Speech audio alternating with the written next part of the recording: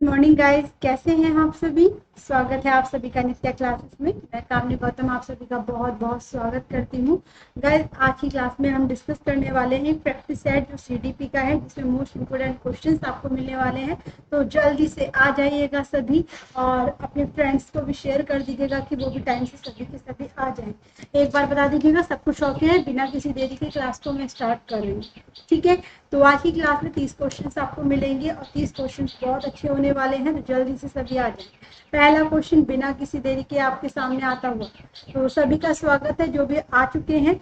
और देखिएगा, पहला क्वेश्चन आप सभी को आपकी स्क्रीन पर मिल गया होगा कि बाल विकास किनका अध्ययन है। अब बाल विकास किनका अध्ययन है, आप जब भी सीडीपी पढ़ेंगे तो बाल विकास से आपको हर बार कोई ना कोई प्रश्न मिलता रहेगा। तो यहाँ पर बाल विकास इनका अध्ययन है किनका, तो ये आपको बताना है। बालक के विकास के विभिन्न पहलुओं का, बालक के व्यवहार का, बालक को प्रभावित करने वाले तत्वों का या उपरोक्त सभी का। तो पहला प्रश्न बहुत ही सरल, तो जल्दी से आना चाहिए आपका आंसर दीजिएगा सभी के सभी। जो भी क्लास में आ गए हैं सभी को आंसर देना है और बताना है कि इस क्वेश्चन का सही जवाब क्या है। आंसर दें।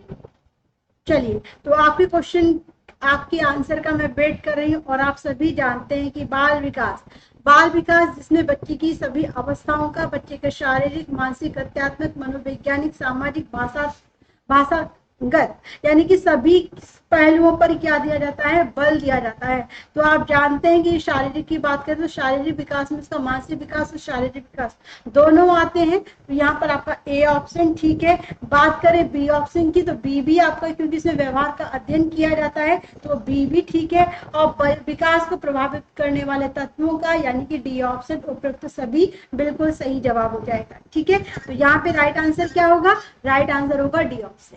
आगे देखिएगा, नेक्स्ट क्वेश्चन आप सभी के सामने।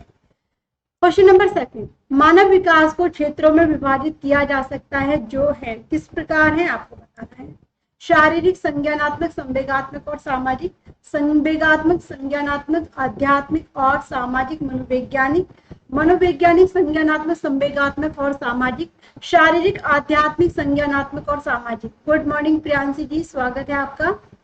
और सभी जो भी क्लास में आ गए हैं, हेलो रूबी सिंह, स्वागत है आपका। तो डी ऑप्शन यहाँ पर आप सभी ने बताया है। नेक्स्ट क्वेश्चन आप सभी के सामने, क्वेश्चन नंबर सेकंड। जल्दी से जवाब दीजिएगा, क्या होगा इस क्वेश्चन का आंसर। क्वेश्चन नंबर सेकंड बहुत इजी है। मानव विकास के क्षेत्रों को विभाजित किया गया है, किस तरीके से विभाजित किया है ये आपसे पूछा गया है। तो आंसर आराम से निकल कर आ जाएगा, कोई भी दिक्कत नहीं होगी।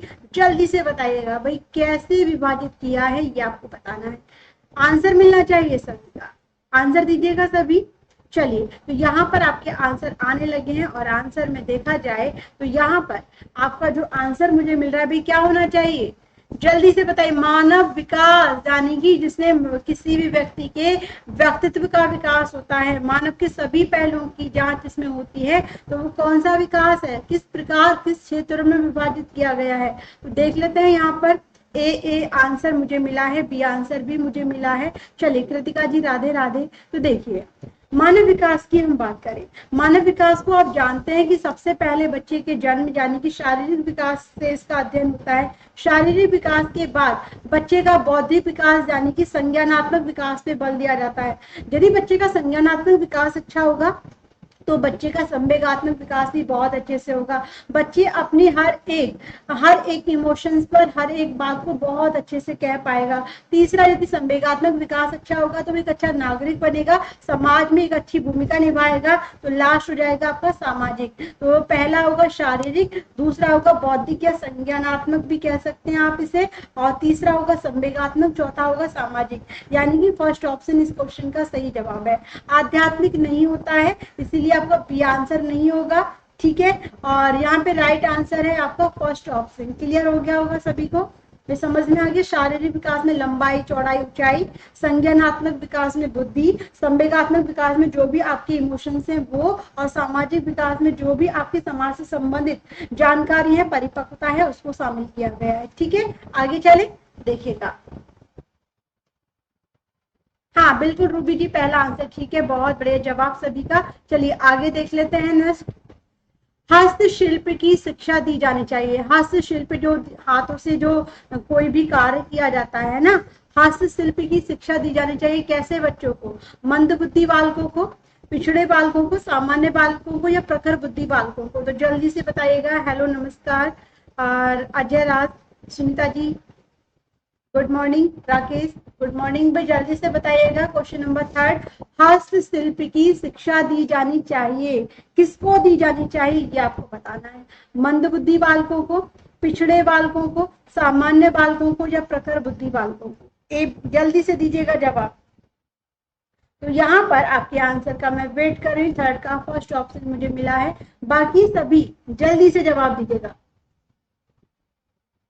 देखिए आपने देखा होगा भाई, यहाँ पर मुझे आंसर मिला है अजय राज का, प्रियांशी, सुनीता, पिंकी, राठौर, रूपी, सभी के सभी आंसर दें। कृतिका आंसर मिलना चाहिए सभी का, बताइएगा। तो राकेश ने भी दिया है ए आंसर, प्रियांशी जी ने भी दिया है ए आंसर। देखिए हस्तशिल्प कला यानी कि हस्तशिल्प की शिक्षा वैसे तो सभी को दी जानी चाहिए, क्योंकि जब तक कोई भी भाई हस्तशिल्प से यदि कोई कार्य करेगा, जिसमें क्या होता है आपने देखा होगा, ये जो शिक्षा का शुरुआत है वो गांधी जी ने किया था।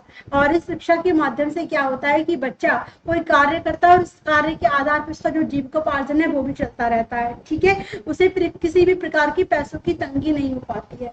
तो हस्तशिल्प की शिक्षा दी जानी चाहिए, वैसे सभी को दी जानी चाहिए। लेकिन आपने देखा होगा मंदबुद्धि बच्चे जो होते हैं उन्हें कितना भी किसी भी क्षेत्र में, चाहे वो शिक्षा के क्षेत्र में हो, चाहे वो कोई सा भी फील्ड क्यों ना हो, उनमें कहीं ना कहीं समस्या बहुत, वो सीख नहीं पाते हैं।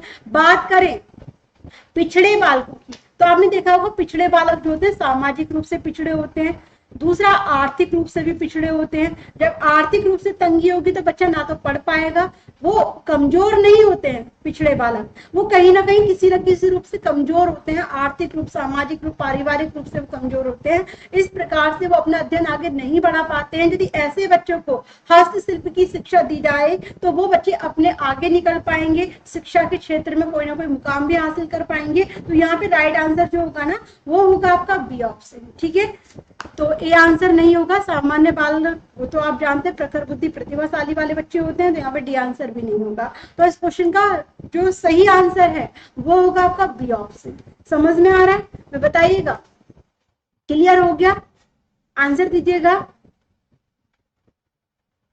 चलिए आगे देखिए नेक्स्ट क्वेश्चन। चलिए नेक्स्ट क्वेश्चन आप सभी के सामने, किसी को कोई प्रॉब्लम बताइएगा? नहीं, सामान्य बालक जो होते हैं ना रूपी, आप अधिकतर देखिएगा जो भी फील्ड होता है उसमें सामान्य बच्चे होते हैं। सामान्य बच्चे वो किसी भी फील्ड में जा सकते हैं। प्रतिभाशाली बच्चे तो होते ही हैं जो क्या कहते हैं हर एक फील्ड में अपना मुकाम हासिल करते हैं। सामान्य बच्चे भी कहीं ना कहीं जॉब को पा लेते हैं, जो उनके सपने हैं उनको साकार कर लेते हैं। लेकिन पिछड़े बालक जो होते हैं ना वो किसी ना किसी रूप से तंगी होती है उनके साथ, कमजोर होते हैं, आर्थिक रूप से कमजोर होते हैं, सामाजिक पक्ष उनका कमजोर होता है, इसीलिए वो शिक्षा आगे प्रदान नहीं कर पाते हैं। तो ऐसे बच्चों के लिए बहुत जरूरत होती है हस्तशिल्प की शिक्षा देना। तो राइट आंसर आपका होगा कौन सा? B option. क्लियर है राकेश जी? बता दीजिएगा मुझे। आगे देखिए नेक्स्ट, निम्नलिखित में से कौन व्यक्तित्व का प्रक्षेपी का परीक्षण कार्य सही है? तो व्यक्तित्व के बारे में आपने पढ़ा होगा तो आप अच्छे से बताएंगे। रोशा स्याही धब्बा परीक्षण, टीएटी शब्द सहचार्य परीक्षण या 16 पीएफ परीक्षण? तो जल्दी से बताएं, ये क्वेश्चन मैंने समझाया भी था आपको, तो जल्दी से बताएं भाई, आंसर दीजिएगा। क्वेश्चन नंबर 4, और इसमें पूछा है कि निम्नलिखित में से कौन सा व्यक्तित्व का प्रक्षेपी परीक्षण का कार्य सही माना गया है? तो जल्दी जल्दी से आंसर दीजिए भाई। आंसर नहीं मिला है मुझे अभी तक, आपको एक भी आंसर किसी का भी मुझे नहीं आया है। तो 14 का सी मुझे मिला है अजय राज की तरफ से, शब्द सहचार्य परीक्षण। मैं जल्दी से बताइएगा यहाँ पर। तो देखिए मैं आपको बता दूं, यदि आपके जो आंसर मुझे मिल रहे हैं, प्रक्षेपी परीक्षण जो होता है ना, उसमें क्या होता है, उसमें व्यक्ति के विचारों की क्या होती है, अभिव्यक्ति होती है। व्यक्ति किस प्रकार से सोचता है, किस प्रकार से वो अपनी बातों को रखता है, किस प्रकार वो अपनी बातों को अभिव्यक्त करता है दूसरों के सामने। तो व्यक्तित्व प्रक्षेपी परीक्षण का जो कार्य सही है वो होना चाहिए CCC इज राइट बताया है आप सभी ने। तो यहाँ पर शब्द सहचार्य परीक्षण, शब्द सहचार्य परीक्षण नहीं होगा। इस क्वेश्चन का राइट आंसर जो होगा वो होगा 16 पीएफ परीक्षण। ये मैंने आपको समझाया भी था। जो 16 पीएफ परीक्षण होता है ना, इसमें क्या होता है, इसमें व्यक्ति के सामने कुछ प्रश्न दे दिए जाते हैं और व्यक्ति को उन प्रश्नों के माध्यम से बांध दिया जाता है और इसके माध्यम से बच्चे के सामने 4 विकल्प मिलेंगे। जितने भी विकल्प होते हैं उनमें से एक सही आंसर को चुनना होता है। तो यहाँ पर व्यक्तित्व का प्रक्षेपी परीक्षण का सही कार्य होगा वो होगा आपका डी ऑप्शन 16 पीएफ परीक्षण। शब्द साहचर्य परीक्षण में बच्चों के पास बहुत अधिक शब्दों के भंडार होते हैं, जिससे वो क्या होता है कि उसकी जो होती है ना कोई लिमिट सीमा नहीं हो पाती है इस परीक्षण में। तो आपका सी आंसर नहीं होना है। ये सारे के तीनों आंसर व्यक्तित्व परीक्षण का सही। ये देखिएगा, ये आप किसी भी व्यक्ति को सामूहिक रूप से देखेंगे, लेकिन यदि आप देखेंगे डी ऑप्शन को तो इसमें प्रत्येक व्यक्ति की अलग अलग जांच होती है। तो इसीलिए आपका डी ऑप्शन बेस्ट है। ठीक है, अजराज, राकेश सभी ने बताया सी आंसर। आप मुझे बता दीजिएगा कोई प्रॉब्लम है, समझ में आ रहा है या नहीं आ रहा, बताइएगा। क्लियर हुआ? चलिए आगे चले, जल्दी से बताएं। ये जो है ना प्रक्षेपी विधि नहीं होगी, शब्द साहचर्य जो परीक्षण है वो अप्रक्षेपी विधि है। टीए जो आपका टीएटी है वो भी आपकी अप्रक्षेपी विधि है। ठीक है, और आपका रोशा स्याही धब्बा है ये भी आपकी अप्रक्षेपी विधि है। यदि बात करें प्रक्षेपी विधि की तो 16 पीएफ जो आपका परीक्षण है वो सही जवाब है। चलिए आगे देखिएगा नेक्स्ट। निम्नलिखित में से कौन से तत्व अधिगम को प्रभावित करते हैं? फर्स्ट, शिक्षार्थी का उत्प्रेरण, बी शिक्षार्थी की परिपक्वता, सी शिक्षण युक्तियां, डी शिक्षार्थी का शारीरिक और संवेगात्मक स्वास्थ्य। तो आपको बताना है कि कौन सा तत्व जो है वो अधिगम को प्रभावित करता है। ठीक है, तो यहाँ पर first, second, third, fourth, first और थर्ड, फर्स्ट, सेकंड, थर्ड। तो जल्दी से बता दीजिएगा, 4 ऑप्शन आपके सामने। सही आंसर क्या होगा, सभी को जवाब देना है। आंसर दीजिएगा भाई, आंसर बताइएगा। भाई कोई प्रॉब्लम है, समझ में नहीं आ रहा है तो पूछ लीजिएगा आप मेरे को। ठीक है, आप कुछ भी, यदि आपको नहीं समझ में आ रहा, कोई दिक्कत हो रही तो आप पूछें, जल्दी से बताइएगा। देखिए यहाँ पर पूछा है कि निम्नलिखित में से कौन से तत्व अधिगम को प्रभावित करते हैं। अधिगम को प्रभावित करने का मतलब क्या है कि आप सीख कैसे रहे हो, है ना। तो यहाँ पर देखिए शिक्षार्थी की परिपक्वता दी है, शिक्षण युक्तियां दी है, साथ ही साथ शिक्षार्थी का शारीरिक और संवेगात्मक स्वास्थ्य भी दिया है। तो यहाँ पे राइट आंसर कौन सा होना चाहिए ये मैंने आपसे पूछा है। देखिए शिक्षार्थी की परिपक्वता, वह कितना सीख रहा है, किस उम्र में सीख रहा है और कितना सीख चुका है, यानी कि फर्स्ट ऑप्शन ठीक है। ठीक है, बात करें शिक्षार्थी का उत्प्रेरण, शिक्षार्थी ने कितना संघर्ष किया है, कितने उस कार्य में अपना योगदान दिया है, युक्तियां कौन कौन सी शिक्षण युक्तियों का उसने प्रयोग किया है, साथ ही साथ शिक्षार्थी का शारीरिक और संवेगात्मक स्वास्थ्य भी बहुत डिपेंड करता है। इसीलिए आपका जो बी आंसर है ना वो बिल्कुल सही हो जाएगा। बी आंसर बिल्कुल सही बात। कृतिका, राकेश, अजय बहुत अच्छे से दिया है जवाब ए बी सी डी, यानी कि चारों के चारों ऑप्शन इसमें ठीक है। ठीक है, आगे देखिएगा नेक्स्ट। निम्नलिखित में से कौन सा विकास उत्तर बाल्य अवस्था के लिए उपयुक्त नहीं है? तो फर्स्ट ऑप्शन देखिए, साधारण खेलों के लिए शारीरिक दक्षता अधिगम आवश्यकता है। मतलब साधारण खेलों के लिए शारीरिक दक्षता का होना अधिगम के लिए आवश्यक माना है। बी, एक पुरुष या स्त्री की सामाजिक भूमिका प्रदान करना या प्राप्त करना। सी, व्यक्तिगत स्वतंत्रता प्राप्त करना। डी, हम उम्रों के साथ रहने के लिए सीखना। तो जल्दी से बता दीजिएगा इस प्रश्न का उत्तर क्या होना है। भाई आज कोई प्रॉब्लम है, डिसलाइक बहुत मिल रहा है क्या, समझ में नहीं आ रहा है आपको? भाई ये बताइएगा, डिसलाइक कर रहे हो या लाइक कर रहे हो, जल्दी से बताइए आप। कुछ समझ में नहीं आ रहा है तो मैं बार बार आपसे कहती हूँ पूछो, है ना। लेकिन ऐसे मजे मजे में डिसलाइक करना कोई पागलपंती होती है ये। ठीक है, तो इसलिए यदि समझ में नहीं आ रहा है तो आप टीचर को बताओ। लेकिन आप टाइम पास करने के लिए किसी क्लास में जा रहे हो, फिर लाइक कर रहे हो, डिसलाइक कर रहे हो, ये बेवकूफी होगी है। क्योंकि यहाँ पर बैठकर पढ़ाना कोई बच्चों का खेल नहीं होता है। ठीक है, तो देखिए ए आंसर मुझे मिला है राकेश जी का। राकेश ने कहा है कि साधारण खेलों के लिए शारीरिक दक्षता अधिगम आवश्यक होती है। बाकी सभी जल्दी से बताइएगा। मैंने पूछा है, देखिए राकेश, इसने पूछा है कि निम्नलिखित में से कौन सा विकास उत्तर बाल्य अवस्था के लिए। उत्तर बाल्य अवस्था आप जानते हैं कि 6 से 12 होती है। ठीक है, और इस अवस्था में आपने देखा होगा साधारण खेलों के लिए शारीरिक दक्षता का अधिगम प्राप्त करना बहुत जरूरी होता है। बच्चा यदि शारीरिक खेल खेलता है तो उसका क्या है, शारीरिक स्वास्थ्य भी अच्छा रहता है और मानसिक विकास भी उसका क्या होता है, परिपक्व होता है। बात करें व्यक्तिगत स्वतंत्रता प्राप्त करना, ये भी 6 से 12 वर्ष की उम्र में बहुत हर कोई व्यक्ति स्वतंत्र रहना, मतलब हर कोई बच्चा स्वतंत्र रूप से रहना चाहता है, हर कार्य को करना पसंद करता है। हम उम्र के साथ रहने के लिए सीखना, तो बिल्कुल यहाँ पे बच्चा हम उम्र साथी जो होते हैं उनके साथ रहना सीखता है। ठीक है, तो राइट आंसर क्या होगा, बी ऑप्शन, एक पुरुष या स्त्री की सामाजिक भूमिका प्राप्त करना।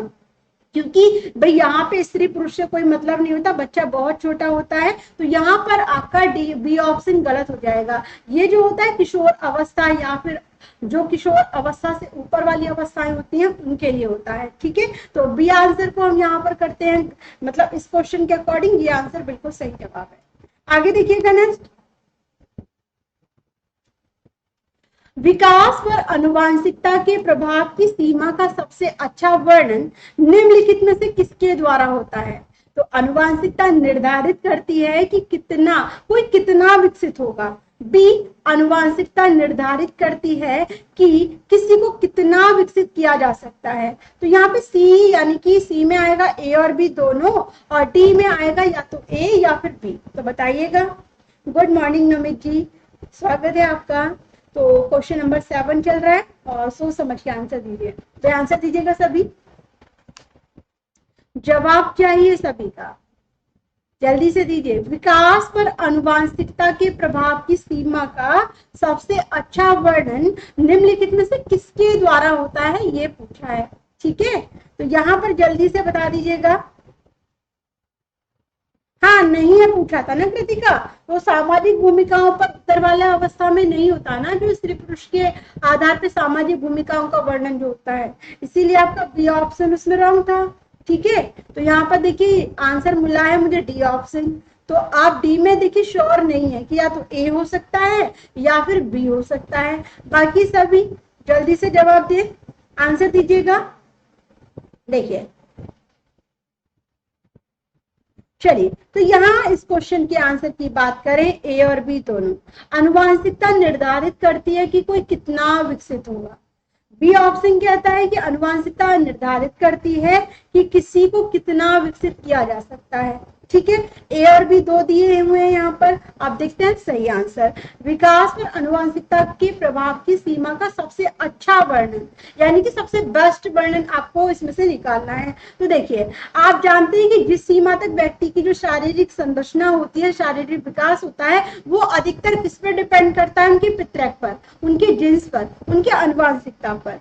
समझ में आ रहा है भाई? उस सीमा तक देखिएगा जो बच्चे का मस्तिष्क होता है, जो बच्चे की शारीरिक संरचना होती है, वो किस पे डिपेंड करती है, उसके माता पिता पर, उसके पूर्वज पर, यानी कि आनुवंशिकता पर। ठीक है, अब हम यहाँ पर देखिए कि आपने कभी कभी ये भी देखा होगा कि यदि कोई बच्चा जन्म के बाद ही गोद ले लिया जाए, यानी कि किसी अन्य फैमिली ने गोद ले लिया हो, तो वहां पर आपने देखा होगा कि जो आनुवंशिकता का प्रभाव है ना, वो कम रहता है, और जिस वातावरण में बच्चा पलता है, जिस वातावरण में बच्चा रहता है, उसका इफेक्ट भी बच्चे पर पड़ता है। तो यहाँ पर आपका जो सही आंसर है वो होगा ऑप्शन बी, कि आनुवंशिकता निर्धारित करती है कि किसी को कितना विकसित किया जा सकता है, वो आनुवंशिकता पे निर्धारित करता है। साथ ही साथ आपने देखा कि आनुवंशिकता के आधार पर यदि किसी बच्चे को अन्य समाज ने, अन्य फैमिली ने गोद लिया है, तो वहां पर जो है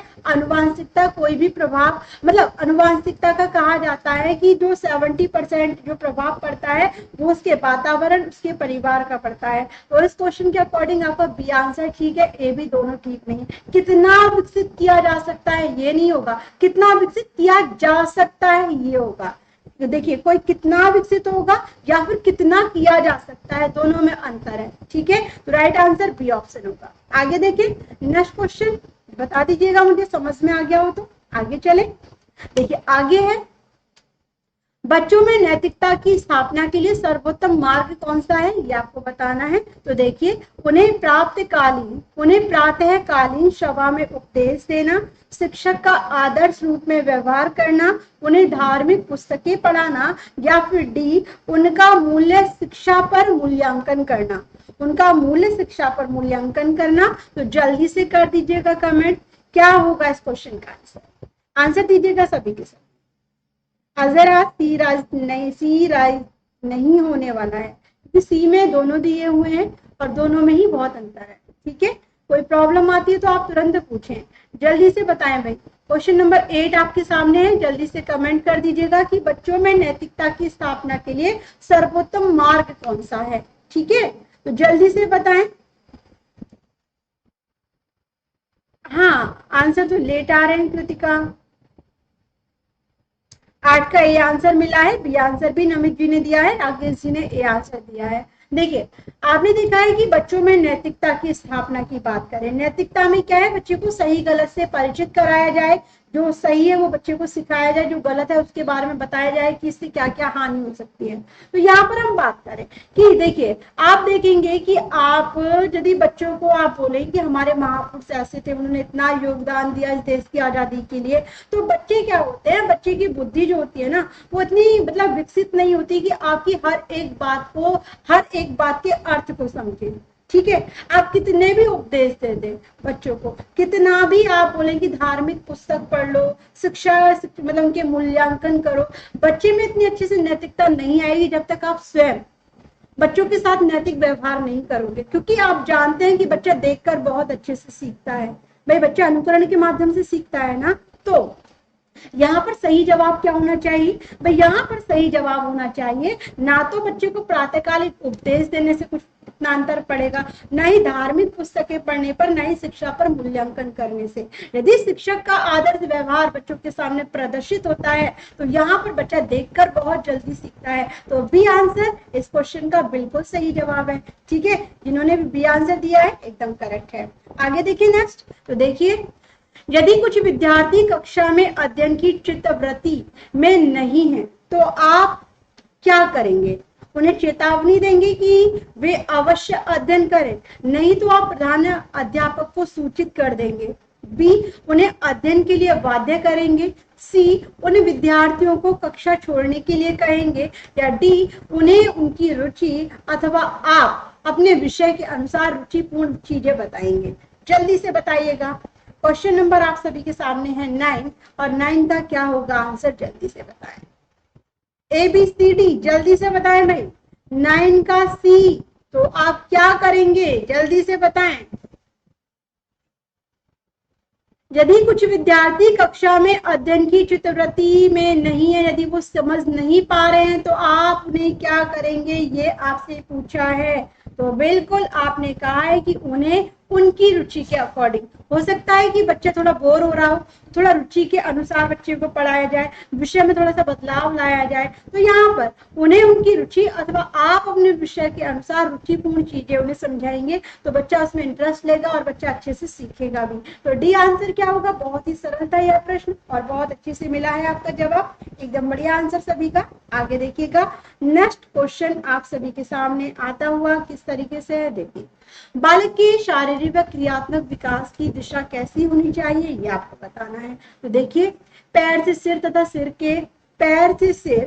शरीर के बाहर से मध्य की ओर, सिर से पैर तथा शरीर के मध्य से बाहर की ओर, डी सी पैर से सिर तथा शरीर के मध्य से बाहर की ओर, या फिर डी सिर से पैर तथा शरीर के मध्य से बाहर की ओर। जल्दी से बताएं।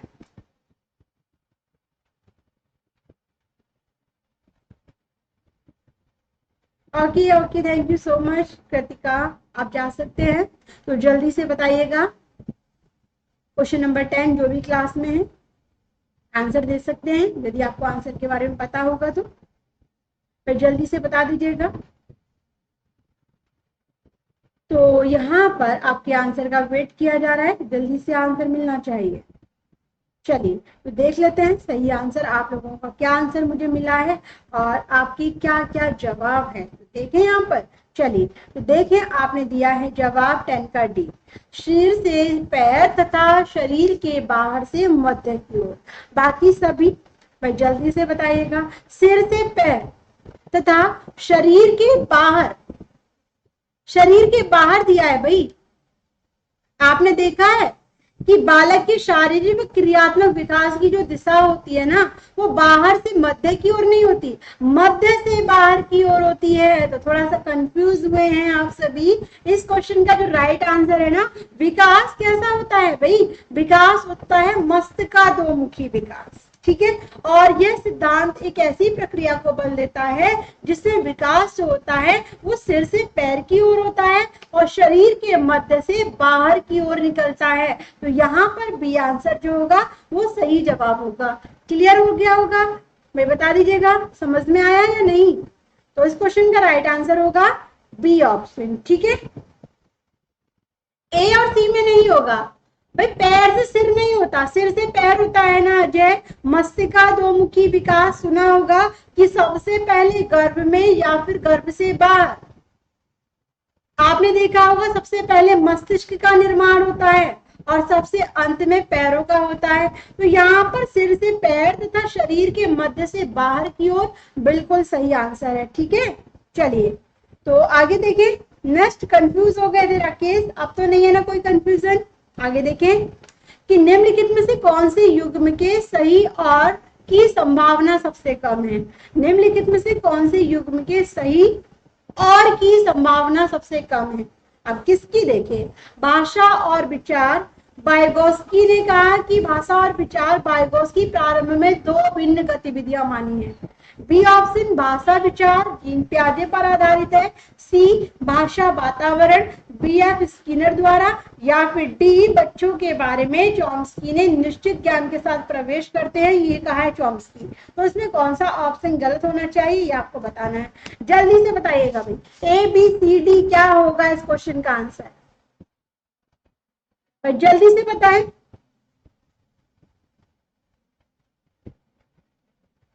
आंसर मिलना चाहिए सभी का, जल्दी से जवाब दीजिएगा। तो प्रताप शर्मा जी ने दिया है 11 का फर्स्ट ऑप्शन। बाकी सभी भाई सबसे कम पूछा है प्रताप जी। मैं आपको बताऊं क्वेश्चन क्या कह रहा है कि निम्नलिखित में से कौन से युग्म के सही होने की संभावना सबसे कम है। सही होने की संभावना समझ में आ रहा है, सबसे कम है ये पूछा है। अब यहाँ पर सभी ने कर दिया है भैया, क्या सभी ने किया है ए आंसर। और बात करें सोनिया वर्मा की और नमित जी की, तो उन्होंने कहा है सी आंसर कि भाषा वातावरण में एक उद्दीपक है, ये बी.एफ. स्किनर ने कहा है, ठीक है। चलिए तो थोड़ा सा आपको डाउट में लग रहा होगा क्योंकि भाषा और विचार प्रारंभ, देखिए थोड़ा सा मुझे लगता है कि टाइपिंग में भी थोड़ा सा मिस्टेक हुआ है। भाषा और विचार प्रारंभ में दो गतिविधियां हैं, किसके अकॉर्डिंग, वाइगोस्की के अकॉर्डिंग, ठीक है। भाषा विचार पर आधारित है, किसने, पियाजे ने कहा है, ठीक है। भाषा वातावरण में एक उद्दीपक है, बी.एफ. स्किनर। क्लियर हो रहा होगा अब तो सभी, है ना। चौथा है कि बच्चे भाषा के बारे में निश्चित ज्ञान के साथ प्रवेश करते हैं, चॉम्स्की।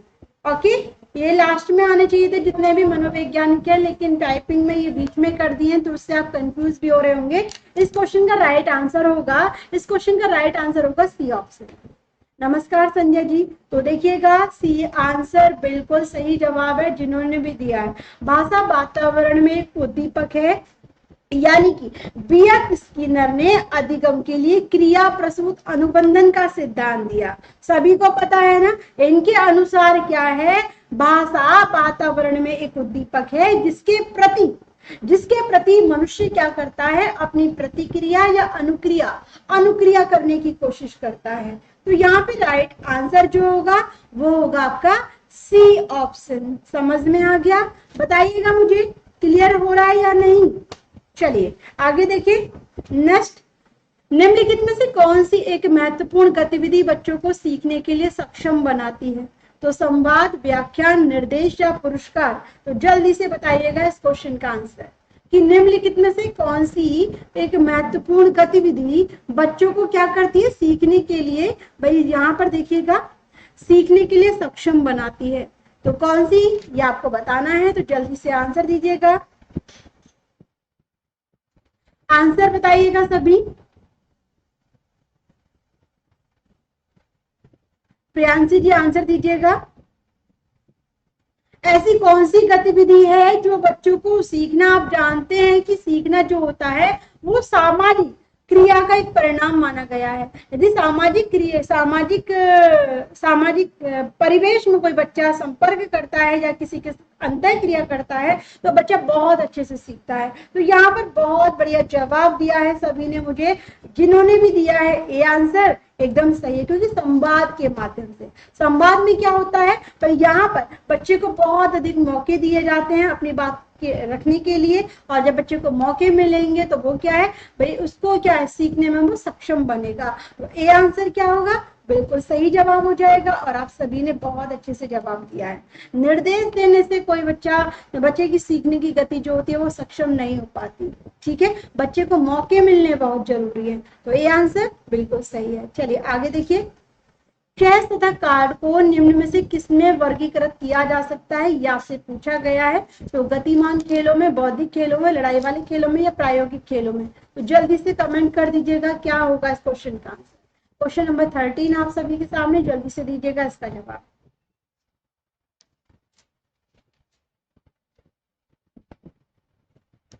हाँ सत्यम, ए होगा, सी नहीं होगा। ठीक है, ए नहीं, ए होगा, सी नहीं होगा।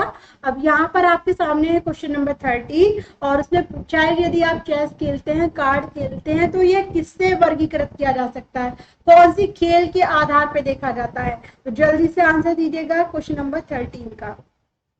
प्रताप जी आंसर मिलना चाहिए, जल्दी से बताइएगा।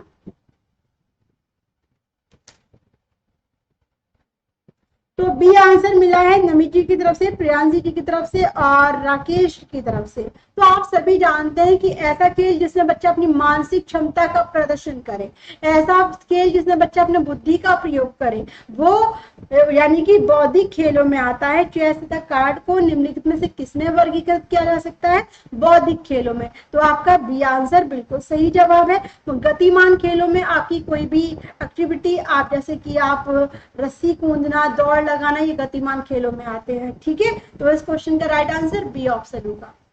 आगे देखिए, बच्चों की रुचि बनाए रखने के लिए आप कौन सी विधि का चयन करेंगे। तो 4 आंसर। आप गतिविधि में बच्चों को शामिल करेंगे, बच्चों को पढ़कर आने को कहेंगे और प्रश्न पूछेंगे, स्वयं गतिविधि करेंगे और बच्चों को भी बताएंगे, या फिर बच्चों को स्वयं गतिविधि करने देंगे। तो जल्दी से कर दें, इस क्वेश्चन का भी क्या होगा आंसर। जवाब दीजिएगा। सुनीता, सोनिया, प्रताप, शर्मा, कराके, सभी ने कहा है बी ऑप्शन। प्रियांशी जी का भी बी आंसर था। बहुत अच्छे से सभी का जवाब मिला था, यहाँ पर किसी को कोई भी डाउट नहीं था। अब है क्वेश्चन नंबर 14 और इसका आंसर क्या होगा, जल्दी से बताएं। 14 का भी आंसर मुझे मिल गया है और 14 में जो आंसर आप लोगों ने मुझे दिया है वो है डी, कि बच्चे को स्वयं गतिविधि। आप सभी जानते हैं कि जब तक बच्चा स्वयं कर नहीं सीखेगा, जब तक बच्चा अच्छे से नहीं सीख पाएगा और ना ही बच्चे को रुचि उत्पन्न होगी, है ना। बच्चा रुचि तभी लेगा जब वो स्वयं किसी कार्य को करेगा। तो बच्चे को स्वयं गतिविधि करने के लिए प्रेरित करना, यानी कि डी ऑप्शन बहुत बढ़िया, एकदम सही जवाब है और आप सभी ने बिल्कुल सही जवाब दिया है। आगे देखिए नेक्स्ट, चलिए ए नहीं होगा राकेश। देखिए, आप गतिविधि में बच्चे को शामिल करेंगे, आप गतिविधि में बच्चे को शामिल करेंगे। तो चौथा ऑप्शन क्या कहता है, बच्चों को स्वयं गतिविधि करने के लिए देंगे। यदि आप बच्चों को स्वयं गतिविधि करने के लिए देंगे ना, तो बच्चा उसमें क्या है, रुचि दिखाएगा, समझने की कोशिश करेगा और बार बार प्रयास भी करेगा। और जब ये सारी गतिविधियां होती हैं तो भाई क्या होता है, बच्चा अच्छे से सीख पाता है। इसीलिए आपका डी आंसर बिल्कुल सही जवाब है। ठीक है, आगे चलते हैं, देख लेते हैं नेक्स्ट। एक बच्चा ईर्ष्या का प्रदर्शन करता है कौन सी आयु में, 24 माह, 12 माह, 6 माह, 18 माह। तो जल्दी से बताइएगा, ईर्ष्या तो कौन सी आयु में करता है भाई, आंसर दीजिए। क्वेश्चन नंबर 15 आप सभी के सामने। अच्छा कोई बात नहीं, तो आपके सामने है क्वेश्चन नंबर 15 और इसका आंसर दे दीजिएगा। जवाब दीजिए सभी, और ना समझ में आए तो तुरंत पूछें। ठीक है, चलिए तो यहाँ पर बिल्कुल सोनिया, तो 24 माह। बाकी सभी जवाब दीजिएगा। ईर्षा, ईर्षा यानी कि जलन, ठीक है। ऐसा नहीं कि किसी के लिए गलत बोलेगा, गलत सोचेगा, गलत प्रदर्शन करेगा, ऐसा नहीं। ईर्षा यहाँ पे स्टार्ट कर देता है, प्रदर्शन करना शुरू कर देता है। तो यहाँ पर ए आंसर भी मुझे मिला है, बी आंसर भी मुझे मिला है और सी आंसर भी मुझे मिला है। अब देख लेते हैं भाई सोनिया क्या सही जवाब है, ठीक है। चलिए, तो देखिए प्रियांशी जी ने भी कहा है ए। चलिए, तो प्रियांशी जी आपने दीक्षिल को देखा है। देखिए, जब दीक्षिल मतलब मेरा बेटा या कोई भी बच्चे 12 माह, आपने देखा होगा 12 माह यानी कि 1 वर्ष का बच्चा इतना जानता है कि यदि उस बच्चे को आप गोद से हटाकर किसी अन्य बच्चे को गोद में लेते हैं तो बच्चा क्या है, रोने लगता है और उस बच्चे को खींचने लगता है। तो यहाँ पर क्या होता है, वो ईर्ष्या का प्रदर्शन करता है, उसे पसंद नहीं आता कि उसके अलावा किसी अन्य बच्चे को गोद में लिया जाए। तो ये जो शुरुआत होती है इस यानी कि 12 माह की आयु में बच्चा ईर्ष्या का प्रदर्शन करने लगता है। तो बी आंसर, 24 माह में तो बहुत कुछ जानने लगता है, ठीक है। तो यहाँ पे बी आंसर जो होगा वो सही जवाब हो जाएगा। तो 24 माह 2 साल, यानी कि 2 साल में तो बहुत कुछ ईर्ष्या का प्रदर्शन करता है, रोता है, डांट भी लगाना शुरू कर देता है, ठीक है। तो बी आंसर इस क्वेश्चन का बेस्ट आंसर। समझ में आ गया? आगे चले तो देख लेते हैं नेक्स्ट। प्रभावी एवं सफल नेतृत्व का आधार क्या है? तो देखिए, समूह की सेवा, संपूर्ण समूह का हित, स्वयं का हित या प्रशंसा। तो जल्दी से बताएं क्या है इस क्वेश्चन का सही जवाब। आंसर दीजिएगा सभी के सभी, जो भी क्लास में है सभी बताएं कि प्रभावी भी और सफल नेतृत्व का जो आधार है वो कौन सा होना चाहिए। ABCD जल्दी से दीजिएगा जवाब। 16 का सही आंसर क्या होना चाहिए? चलिए, क्लियर हो रहा है ना सत्यम? आंसर दीजिएगा क्वेश्चन नंबर 16।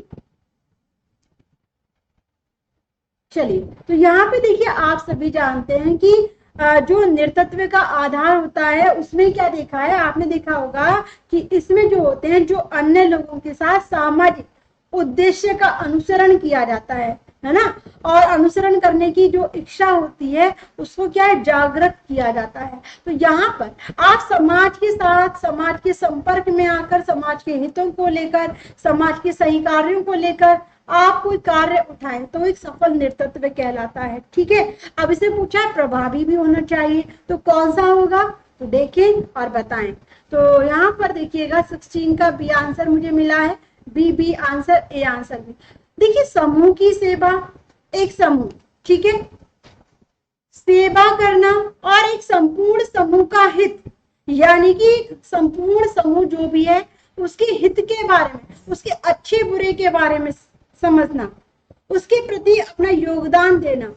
इन दोनों में आप अंतर देखेंगे, सेवा करना और एक संपूर्ण समूह के हित के बारे में सोचना, यानी कि जो बेस्ट है वो आपका है बी ऑप्शन, संपूर्ण समूह का हित, यानी कि सही और प्रभावी नेतृत्व जो होता है वो बी ऑप्शन के अकॉर्डिंग बिल्कुल सही है, ठीक है। भाई किसी की सेवा कर रहे हो, साथ के साथ उस सेवा के बाद आप जो है सेवा की, आपने किसी बच्चे, भाई किसी को पानी दिया, किसी को खाना खिलाया, ठीक है, ये एक अलग बात है, लेकिन आप उसके संपूर्ण हित के बारे में, आप उसके फ्यूचर के बारे में भी सोच रहे हैं कि कब तक इसको खाना खिलाया जाए, ऐसा किया जाए कि स्वयं भी क्या है आगे कुछ करे और उसके लिए भी इसका योगदान भी आप दें, यानी कि संपूर्ण समूह का हित जो होता है वो आपका प्रभावी एवं सफल नेतृत्व के अंतर्गत आता है। तो बी आंसर आपका सही जवाब होगा, ठीक है। चलिए,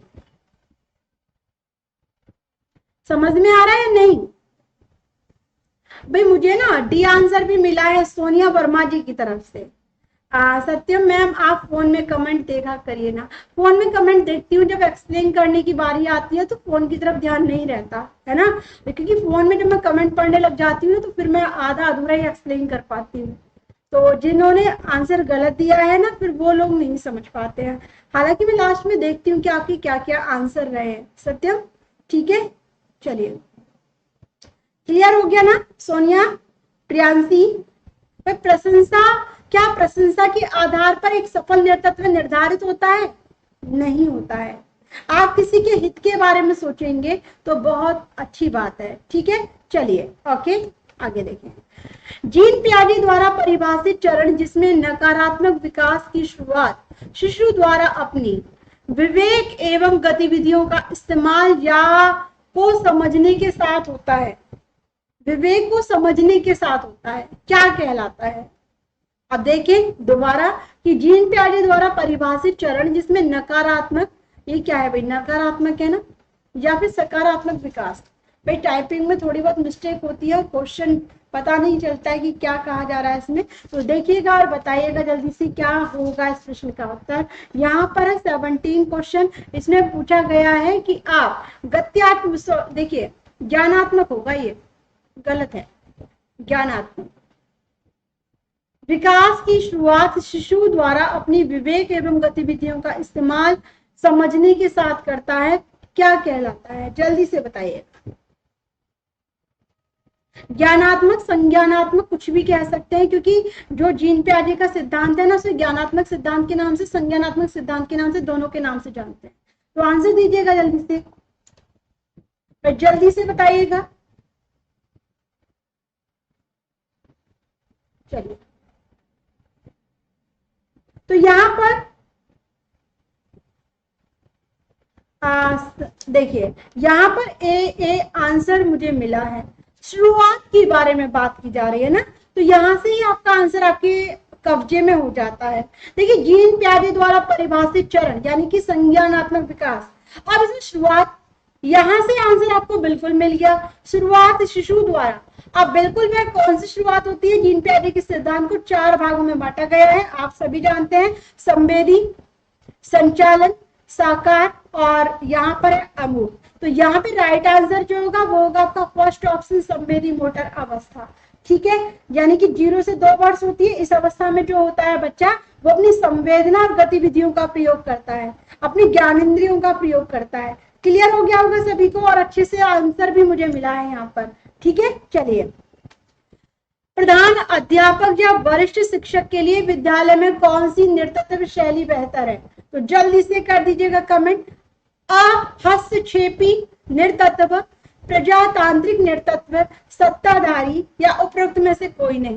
तो जल्दी से बताएं क्या है इस प्रश्न का उत्तर।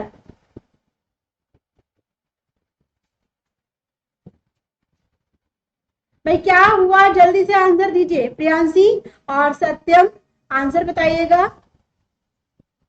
भाई क्या पूछा है कि प्रधान अध्यापक या फिर वरिष्ठ शिक्षक के लिए विद्यालय में कौन सी जो नृतत्व शैली है वो बेहतर हो सकती है? तो जल्दी से बताएं आप। प्रिया जी मैम देख लेना कहीं जल ना जाए, किस जलने की बात हो रही है सत्यम?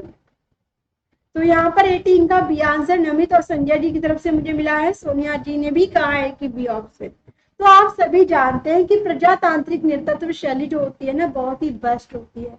इसमें क्या होता है, इसमें जो कोई भी छात्र होता है वो अपनी सुरक्षा की भावना उसके अंदर आती है, क्योंकि यहाँ पर भेदभाव नहीं होता, सभी को समान समझा जाता है। और प्रजातांत्रिक, यहाँ पर प्रजा के अधिकार के लिए यानी कि छात्रों के अधिकार के लिए उनको पहले सुना जाता है, उनकी समस्या को, तब उनकी जाकर समस्याओं का निवारण किया जाता है। तो बी आंसर जो होगा वो बिल्कुल बेस्ट है और सही जवाब है, और सभी ने मुझे लगता है बी आंसर ही दिया है। ठीक है, बहुत बढ़िया जवाब। आगे देखिएगा नेक्स्ट। संज्ञानात्मक विकास में वंशानुक्रम निर्धारित करता है किसे? मस्तिष्क जैसी शारीरिक संरचना के मूलभूत स्वभाव को, सहज प्रतिवर्ती क्रियाओं के अस्तित्व को, शारीरिक संरचना के विकास को, या उपरोक्त सभी? तो जल्दी से बताइएगा क्या होगा इस क्वेश्चन का आंसर। क्वेश्चन नंबर 19 आप सभी के सामने है, जल्दी से कर दीजिएगा कमेंट। क्या पूछा है? संज्ञानात्मक विकास में वंशानुक्रम निर्धारित करता है, तो क्या ये आपको बताना है? तो जल्दी से बताइएगा। 19 का डी आंसर मुझे मिला है, और डी आंसर में क्या है देखिएगा, शारीरिक संरचना के विकास को, सहज प्रतिवर्ती के क्रियाओं के अस्तित्व को, और तीसरा कहता है कि मस्तिष्क जैसी शारीरिक संरचना। तो यहाँ पर ABCD चारों के चारों आंसर बिल्कुल संज्ञानात्मक जो आपके बौद्धिक पक्ष से जुड़ा हुआ है, और वंशानुक्रम जो आपके दोनों ही पक्ष यानी कि आपके मानसिक और शारीरिक दोनों ही पक्ष से जुड़ा है। तो डी आंसर बिल्कुल सही है। चलिए आगे देख लेते हैं। नेक्स्ट आपके आंसर देख लूं भाई, तभी बाद में कहीं कि मैम ने देखा नहीं है। डी आंसर सभी के हैं। चलिए आगे देखते हैं। समान आयु वर्ग से संबद्ध अन्य सहपाठियों से जब किसी छात्र की तुलना की जाती है तो उससे एक स्पष्ट शैक्षिक कमी दृष्टिगोचर होती है। ऐसे बच्चे को आप क्या कहते हैं? अपवादी बालक, पिछड़ा बालक, प्रतिभाशाली बालक, या उपरोक्त में से कोई नहीं? तो बताइए क्या होगा इस क्वेश्चन का आंसर? सामान्य आयु वर्ग से, यानी कि एक सामान्य आयु वर्ग से अन्य सहपाठियों से जब किसी छात्र की तुलना की जाती है तो उससे एक स्पष्ट यानी कि शैक्षिक कमी, कुछ कमियां निकल कर आती, तो ऐसे बच्चे को आप क्या कहेंगे? जल्दी से बता दीजिएगा भाई। क्वेश्चन नंबर 20 आप सभी के सामने है, जल्दी से बताइए। आप किसी कक्षा में अध्यापक हैं, ठीक है, और उस कक्षा में क्या है 14 से 15, 12 से मान लीजिए 13 से 15 तक की आयु के बच्चे, यानी कि कुछ नंबर से समान आयु वर्ग के बच्चे हैं, ठीक है। जब किसी छात्र की तुलना, मान लीजिए राकेश की तुलना मोहन से की जाए, तो उसमें क्या है आप देखेंगे कि ये बच्चा बहुत बेस्ट है और इस बच्चे ने थोड़ा सा कम किया है, तो आप क्या बोलेंगे उस बच्चे को? अपवादी बालक, पिछड़ा बालक, प्रतिभाशाली बालक? तो यहाँ पे बी आंसर मिले हैं बिल्कुल। जब तुलना की जाती है तो उस पर और शैक्षिक कमी निकल कर आती है तो ऐसे बच्चे को पिछड़ा बालक कहा जाता है। तो बी आंसर बिल्कुल सही जवाब, बहुत अच्छे से जवाब मिला है यहाँ पर। चलिए आगे देखिएगा नेक्स्ट। और यहाँ पर अभी 8 मिनट और बची है, तो 8 मिनट से पहले ही मैं क्लास को समाप्त कर रही हूँ क्योंकि आज टॉप 20 क्वेश्चन ही मैंने लिए थे। Thank you so much. और कैसी लगी क्लास? आज मुझे लगता है कुछ लोगों को समझ में नहीं आया क्योंकि डिसलाइक बहुत कम होता है मेरी क्लास में। आज डिसलाइक मिला है मुझे, तो कल आप सोचूंगी क्या से नया आपको दूं जिससे कि आपको पसंद आए। क्लास अच्छी लगी हो तो डेली आइए, डिसलाइक करें लाइक करें ये आपकी मर्जी है, क्योंकि समझ में आएगा तो आप लाइक ही करेंगे, ठीक है। और डिसलाइक करें तो एक बार मुझे बता के जाएं कि हाँ मैम हमें समझ में नहीं आ रहा है या आप समझा नहीं पा रही है, ठीक है ना, क्योंकि उससे हमें भी तो पता चले कि कमी कहाँ है। ये आप लोग भी जानते हैं कि हर कोई संपूर्ण नहीं होता है, कुछ ना कुछ कमी होती है, तो उस कमी में हम थोड़ी सी कोशिश करेंगे कि और बेटर कर पाए। Thank you so much. अच्छे से पढ़ें, अच्छे से आगे बढ़े, क्योंकि जब तक आप मेहनत नहीं करेंगे तब तक सफलता भी नहीं मिलेगी। सफलता ऐसे ही मिलेगी जैसे आप डेली क्लास में आते हो। तो आपकी क्लास, अब जो नेक्स्ट क्लास मेरी होगी वो होगी 4 बजे, और क्लास अच्छी लगी हो तो बस डेली आइए, इतना ही कहूँगी। Thank you so much. जय हिंद, जय भारत।